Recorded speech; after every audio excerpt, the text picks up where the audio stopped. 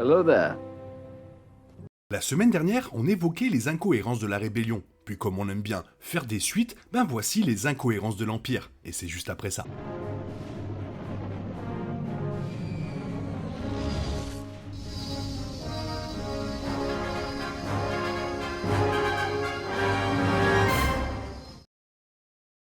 Star Wars est l'une des plus grandes franchises de tous les temps, avec certains des méchants les plus emblématiques. Mais il y a certaines choses dans l'Empire qui n'ont tout simplement aucun sens. Visuellement inspiré par les nazis, l'Empire galactique est une force terriblement destructrice. L'Empire est responsable de la création de la plupart des super armes emblématiques de Star Wars, ce qui signifie que d'innombrables mondes ont été ravagés par la puissance impériale. L'Empire est peut-être tristement célèbre, mais cela ne veut pas dire qu'il n'y a pas de trous majeurs dans l'intrigue et de questions sans réponse à leur sujet. Des projets comme Rogue One et Andor ont subtilement tenté de rafistoler les choses, mais ces tentatives n'ont pas toujours été couronnées de succès.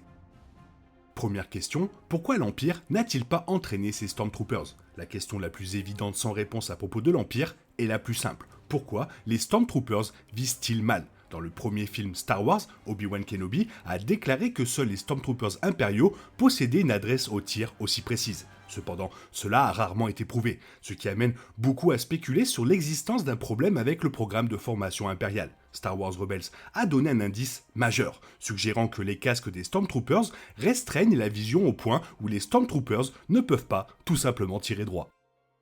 Seconde question, pourquoi l'Empire n'a-t-il pas de sécurité? Les téléspectateurs ont depuis longtemps remarqué à quel point les constructions impériales sont dangereuses, en particulier l'étoile de la mort. Il n'y a pas de garde-corps dans toute l'installation, même s'il y a souvent des risques de chute mortelle autour des postes de travail importants, notamment autour de l'approvisionnement en énergie qu'Obi-Wan Kenobi a trafiqué. On ne sait pas si l'étoile de la mort possède son propre ensemble de certifications, mais elle ne passerait certainement pas les contrôles de sécurité. Apparemment, les chutes sont la quatrième cause la plus fréquente de décès des Stormtroopers. Troisième question, il faut 20 ans pour construire une étoile, pourquoi il en faut 3 pour la suivante? Construire une installation de la taille d'une planète est une entreprise colossale, surtout lorsqu'elle est construite dans le vide de l'espace. La première étoile de la mort a commencé sa construction après la trilogie préquelle et n'était pleinement opérationnelle qu'au début de la trilogie originale, soit 20 ans plus tard. Après sa destruction, une nouvelle fut construite pour le retour du Jedi, en 3 ans seulement, sous la pression constante de la rébellion.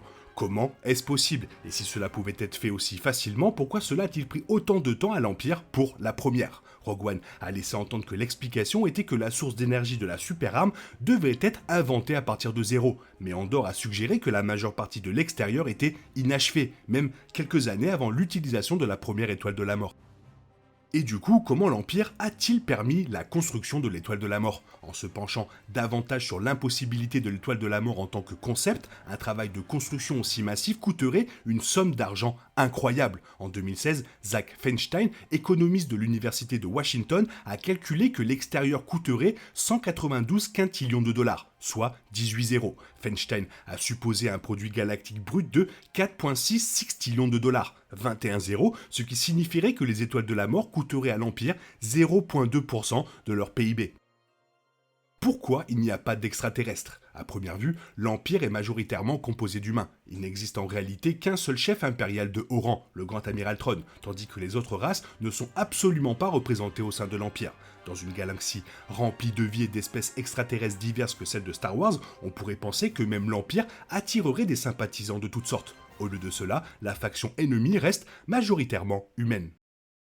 Autre question, pourquoi l'Empire gardait ses fonctionnaires au même endroit? Malgré le fait que l'étoile de la mort était une merveille d'ingénierie et une arme très puissante, elle était aussi la plus grande faiblesse de l'Empire. En raison du sabotage de Galen Erso, la base entière est restée vulnérable. Et avec autant de responsables importants hébergés dans un endroit pratique, ils ont tous été tués à l'instant où Luke Skywalker a fait exploser l'étoile de la mort. S'ils avaient été intelligents, l'Empire aurait fait plus attention à l'endroit où ils stationnaient les gens plutôt que de créer un endroit unique pour qu'ils soient tous réunis et donc anéantis. Pourquoi l'Empire permet-il à Vador de tuer les officiers? L'une des premières scènes de Dark Vador, les plus emblématiques, le voit étouffer de force l'un de ses officiers de haut rang. Cela ajoute une grande tension à la scène, qui fait faire la queue à tous les autres officiers présents et montre à quel point Dark Vador peut être effrayant. Après tout, s'il est prêt à faire cela à son propre camp, que fera-t-il aux rebelles? Malheureusement, l'étranglement de force est depuis devenu considéré comme la punition standard de Dark Vador, et cela semble être du gaspillage. Cela a sûrement donné à l'Empire du temps et des ressources pour remplacer tous ceux dont il a tué. Comment l'Empire a-t-il manqué le sabotage de Galen Erso? Bien que l'intrigue de Rogue One ait fait un travail fantastique en comblant certains des trous laissés par les films originaux, elle a soulevé encore plus de questions auxquelles il faut répondre. La plus évidente d'entre elles est que le sabotage structurel de l'Étoile de la Mort par Galen Erso n'ait jamais été remarqué. Un livre sur le film par Alexander Freed a laissé entendre qu'Erso jouait sur la bureaucratie impériale à son propre avantage. Mais l'idée qu'un acte de sabotage aussi massif puisse être facilement dissimulé est stupéfiant. Pourquoi l'Empire a-t-il reconstruit une étoile de la mort? La première étoile de la mort a échoué, mais l'Empire a simplement décidé que la meilleure solution était d'en construire une autre. Il convient de noter que l'Empire a tenté d'éviter que le problème des gaz d'échappement thermique ne se reproduise en trouvant un moyen différent de contrôler la température du réacteur. Mais même cela ressemble moins à une solution qu'à une solution de contournement. La deuxième étoile de la mort a connu un sort similaire, car son réacteur était également dangereusement instable. Et pour finir, le projet Cendre. Après la mort apparente de l'empereur, ses partisans les plus fidèles ont lancé un projet controversé appelé Projet Cendre. Il s'agissait essentiellement d'une stratégie de la Terre brûlée dans laquelle les forces impériales détruisaient d'innombrables mondes, en partie dans un acte de représailles contre la Nouvelle République naissante et en partie pour détruire les preuves des observatoires secrets de Palpatine. C'est pourquoi les mondes impériaux ont été ciblés ainsi que les mondes rebelles. Malgré la nature horrible de cette campagne génocidaire, elle n'a provoqué aucun véritable conflit au sein de l'Empire. En réalité, cela aurait dû provoquer une guerre civile au sein de l'Empire. Voilà, c'est tout ce que j'avais à dire sur les incohérences de l'Empire. Si toi tu vois des choses à rajouter, n'hésite pas à le faire dans la zone commentaire. Sinon, il est temps pour toi de reprendre le cours normal de ta vie. Bien sûr, on se retrouve bientôt pour une nouvelle vidéo. Bisous bisous, bye bye.